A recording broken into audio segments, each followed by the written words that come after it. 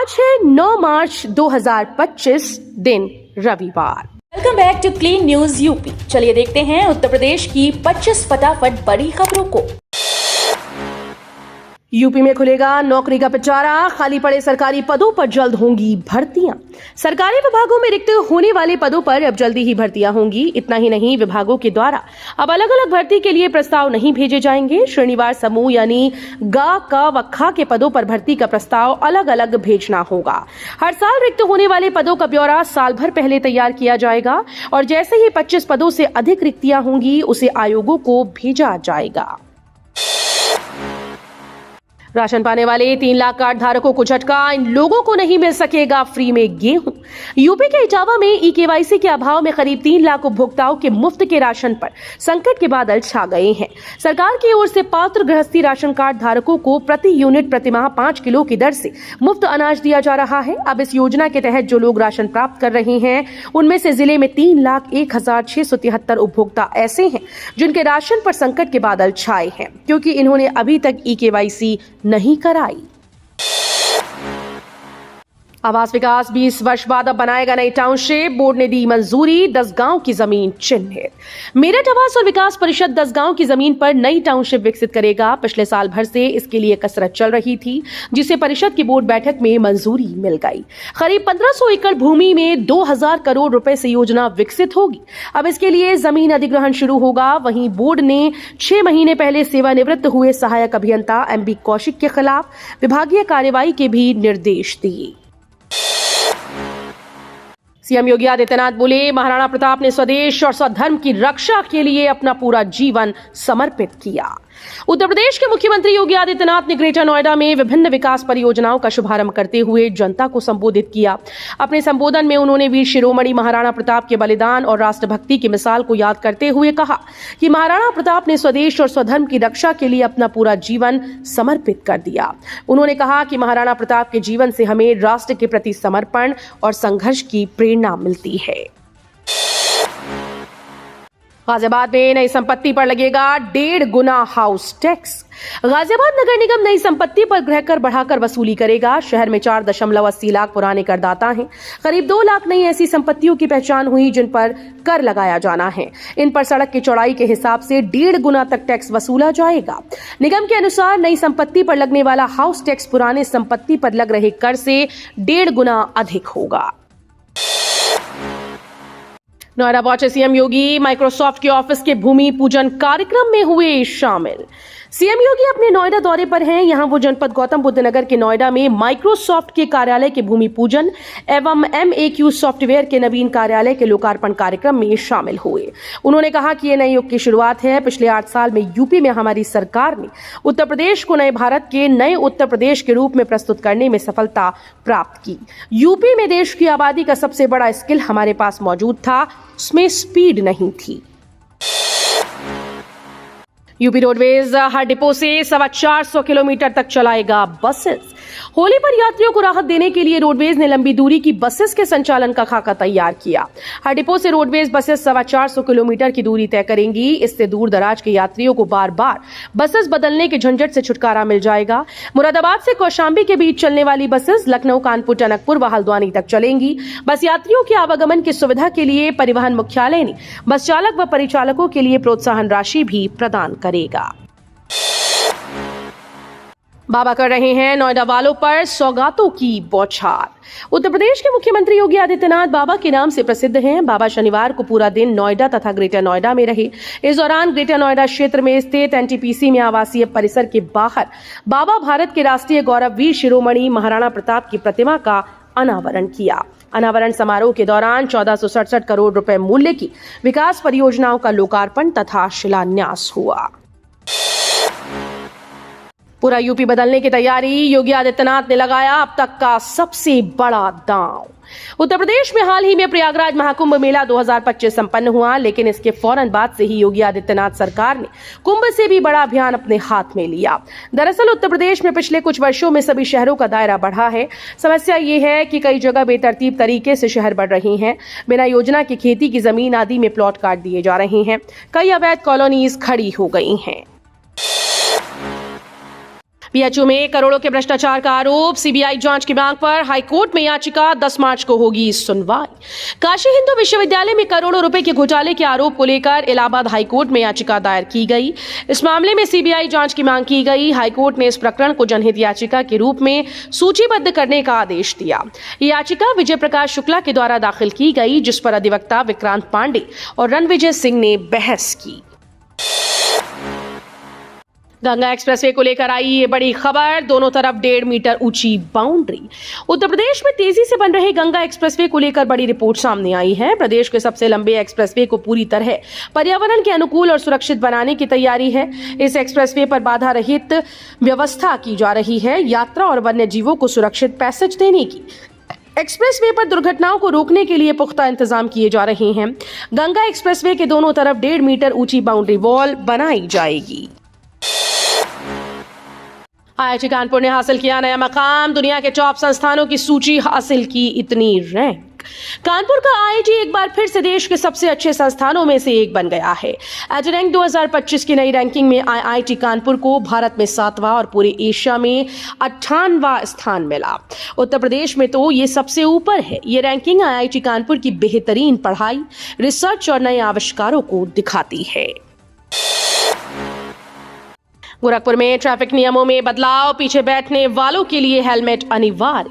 शहर में जाम से राहत दिलाने के लिए गोरखपुर सोनौली हाईवे पर महुआतर तक नो एंट्री का दायरा बढ़ाया जाएगा। सोमवार की रात से बरगदवा के स्थान पर सभी भारी वाहन महुआतर में रोके जाएंगे।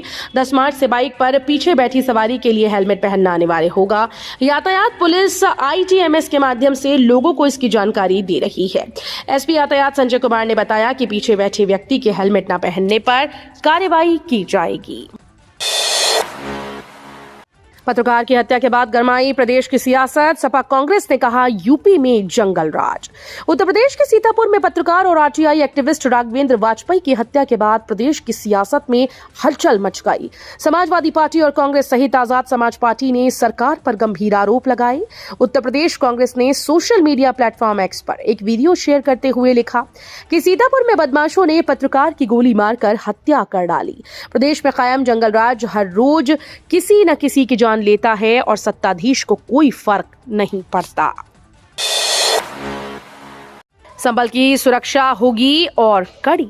संभल के जामा मस्जिद सर्वे के दौरान हुए बवाल के बाद पुलिस प्रशासन के अधिकारी पूरी तरह से सतर्क हैं। अब सुरक्षा व्यवस्था को ज्यादा मजबूत किया जा रहा है। इस क्रम में पुलिस का जिला कंट्रोल रूम जामा मस्जिद के नजदीक बन रही सत्यव्रत पुलिस चौकी में बनाए जाने का निर्णय लिया गया है। सैटेलाइट टावर लगा दिया गया है और इसकी टेस्टिंग भी की जा रही है। बड़े हनुमान मंदिर कॉरिडोर के फेज 2 में बनेगा गर्भगृह। सनातन आस्था के महापर्व के आयोजन के चलते पूरे शहर के सौंदर्यीकरण, मंदिरों के जीर्णोद्धार और गंगा नदी पर घाटों का निर्माण किया गया। संगम क्षेत्र में स्थित बड़े हनुमान मंदिर के भव्य कॉरिडोर का भी निर्माण किया जा रहा है, जिसके फेज 1 का निर्माण महाकुंभ के पहले पूर्ण हो चुका है। लेकिन स्नान पर्वों को देखते हुए फेज 2 का कार्य बाद में करने का निर्णय लिया गया था, जो होली के बाद शुरू हो जाएगा, जिसके तहत मंदिर के गर्भगृह और विशाल मंडप का निर्माण होगा। मंत्री बेबी रानी मौर्य बोली, अब वुमेन्स डे नहीं, वुमेन्स पर्व मनाने की जरूरत। यूपी सरकार के महिला विकास मंत्री बेबी रानी मौर्य ने अमर उजाला की ओर से आयोजित शक्ति की समृद्धि कार्यक्रम में कहा कि महिलाओं में बचत की खास आदत होती है। अगर वो इसके साथ ही निवेश की भी आदत डाल लें तो उन्हें और भी लाभ होगा। अगर वो जीवन में कठिन परिस्थितियों के लिए बचत करना सीखें तो अच्छा है। उन्होंने कहा कि निवेश के लिए महिलाएं अपने लिए कोई कारोबार शुरू कर सकती हैं, जिससे कि वो अपने परिवार को संरक्षण दे सकती हैं। आप विवाहित हैं तो अच्छी बात है, पर अगर भविष्य में संबंधों में कभी मुश्किल भी आती है तो इसके लिए आर्थिक रूप से सशक्त रहना जरूरी है। भीड़ से बचने के लिए देश के 60 रेलवे स्टेशन पर नई व्यवस्था, कंफर्म टिकट पर ही मिलेगा प्रवेश। रेलवे स्टेशन पर भीड़भाड़ और भगदड़ को रोकने के लिए रेलवे ने कुछ सख्त नियम बनाए। महाकुंभ के दौरान तात्कालिक तौर पर देश भर के 60 प्रमुख स्टेशन पर बनाए गए प्रतीक्षालय क्षेत्र को स्थायी किया जा रहा है। रेल मंत्री अश्विनी वैष्णव की अध्यक्षता में उच्च स्तरीय बैठक में रेलवे स्टेशन पर भीड़ नियंत्रण के बारे में विमर्श किया गया और कई बड़े निर्णय लिए गए। गंगा एक्सप्रेसवे होगा इको फ्रेंडली, दोनों तरफ बनाई जाएगी 1.5 मीटर ऊंची बाउंड्री वॉल। यूपी में तेजी से निर्माणाधीन गंगा एक्सप्रेसवे को पूरी तरह से इको फ्रेंडली बनाने की तैयारी है। यही नहीं, वन्य जीवों को सुरक्षित रास्ता देने व हादसे रोकने के लिए पुख्ता इंतजाम किए जा रहे हैं। पूरे एक्सप्रेसवे के दोनों ओर 1.5 मीटर ऊंची बाउंड्री वॉल बनाई जाएगी। वर्षा जल संचयन के लिए 2380 स्थानों पर रेन वाटर हार्वेस्टिंग पिट बनेंगी। फिलहाल टीन शेड पर नहीं चलेगा बुलडोजर। प्रशासन के आश्वासन के बाद मंडी में खत्म हुई हड़ताल। मंडी व्यापारियों के सुबह मंडी बंद कर हड़ताल पर चले जाने के बाद मंडी प्रशासन बैकफुट पर आ गया। उच्च अधिकारियों से वार्ता के बाद मंडी सचिव के द्वारा फिलहाल मंडी व्यापारियों के टीन शेड पर बुलडोजर न चलाने और वैकल्पिक व्यवस्था के बाद कोई कार्रवाई करने आश्वासन पर व्यापारियों ने अपनी हड़ताल वापस ले ली। रामगंगा पुल पर एक माह बाद दौड़ने लगे वाहन। नैनीताल और बरेली जाने वालों को मिली बड़ी राहत। रामगंगा पुल पर बाइक, कार के साथ बसेस फर्राटा भरने लगी। इसी के साथ ही एक माह से परेशानी झेल रहे लोगों को बड़ी राहत मिली। स्थानीय लोगों ने कहा कि अब 10 किलोमीटर लंबा चक्कर नहीं लगाना होगा। पुलिस का कहना है कि सुरक्षा की दृष्टि से पुल से अभी ट्रक और टैंकर समेत भारी वाहन नहीं गुजरेंगे। शहरों में मकान निर्माण के नियमों में होगा बदलाव। नक्शा पास कराने के नए मानक लागू। यूपी सरकार शहरों में नक्शा पास करने के मानक में बदलाव कराने जा रही है। पुराने क्षेत्रों में नक्शा पास करने में आने वाली बाधाएं जहां दूर की जाएंगी, वहीं नए शहरी क्षेत्रों में नए मास्टर प्लान के आधार पर नए नियम लागू किए जाएंगे। पुराने व जर्जर भवनों को तोड़कर बनाने के लिए भी लोगों को राहत देने की तैयारी है। शराब की दुकान पहले चरण में नहीं मिली तो ना हो परेशान, अभी मिलेगा एक और मौका। यूपी में शराब की दुकानों के लिए ऑनलाइन लॉटरी प्रक्रिया पहले चरण की पूरी हो चुकी है। पहले चरण में प्रदेश की 27,308 शराब की दुकानों में से 26,994 दुकानों का आवंटन हो चुका है। दूसरे चरण के लिए 314 दुकान अभी विभिन्न जनपदों में शेष बची हैं। अभी दुकानों की संख्या बढ़ भी सकती है। इसके पीछे वजह बताई जा रही है कि कुछ ऐसे दुकानदार जिनको दुकान आवंटित हो गई है, लेकिन वो बाजार का मूल्यांकन करने के बाद दुकान छोड़ भी सकते हैं। गोरखपुर सिलीगुड़ी एक्सप्रेस को केंद्र से मंजूरी। बिहार के 8 जिलों से होकर गुजरेगा। केंद्र सरकार ने Gorakhpur Siliguri 6 lane greenfield expressway project को मंजूरी दी है। यह एक्सप्रेसवे 568 किलोमीटर लंबा होगा, जिनमें से 417 किलोमीटर यानी लगभग 73% हिस्से का निर्माण बिहार में किया जाएगा। यह एक्सप्रेसवे बिहार के पश्चिम चंपारण, मधुबनी, अररिया समेत कुल 8 जिलों से होकर गुजरेगा। 25 साल बाद फिर चैंपियंस ट्रॉफी फाइनल में भिड़ेंगे इंडिया न्यूजीलैंड। भारत और न्यूजीलैंड 25 साल बाद फिर एक बार चैंपियंस ट्रॉफी के फाइनल में भिड़ने वाले हैं। दोनों 9 मार्च को दुबई में खिताबी मुकाबला खेलेंगे। इससे पहले 2000 में नैरोबी के मैदान पर हुआ फाइनल न्यूजीलैंड ने आखिरी ओवर में 4 विकेट से जीता था। आईसीसी टूर्नामेंट के नॉकआउट मुकाबले में न्यूजीलैंड ने भारत को सबसे ज्यादा परेशान किया।